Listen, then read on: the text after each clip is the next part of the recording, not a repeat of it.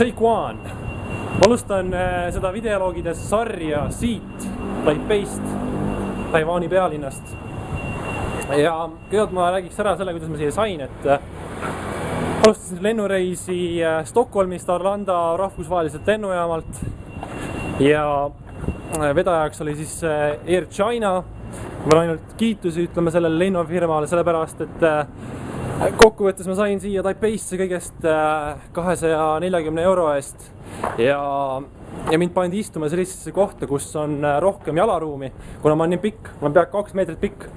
Ja teine asi on see, et kui oli vahemaandumine Pekingis, siis mind majutati transiithotelli ja see transiithotell muidugi kvaliteet ei olnud nüüd teab mis hea, kopitanud lõhn oli, aga ööbida seal sai, see oli kõik tasuta, oli hinna sees, see oli 240 euro sees ja pluss veel oli transport siis Pekingi rahvusvaheliselt lennujaamalt hotellini ja hommikul siis tagasi ka veel, et päris hea diil, et kokkuvõttes olen nagu väga rahul, et Air Chinaga ja te võite küsida, et mis ma siis siin nagu teen, et ma peaksin tegelikult praegu olema ju TTÜ-s õppima, aga tegelikult ma õpin nüüd ühe semestri siin Taiwanis ja siin hakkab kool alles järgmisel nädalal, ehk siis kusagil septembri keskel alles ja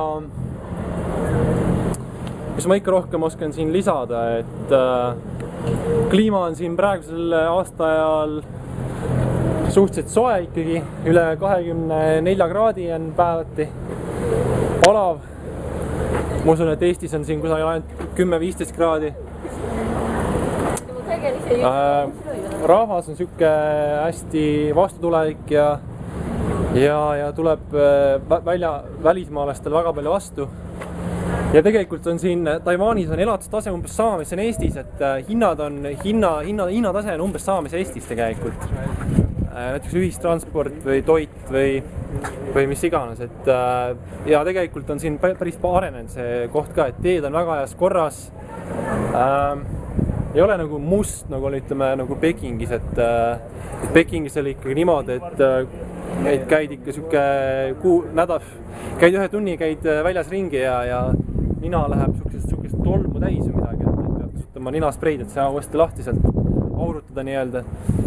Et väga kena koht, kus olla praegu ja õppida ja mõelda tulevikuplaan,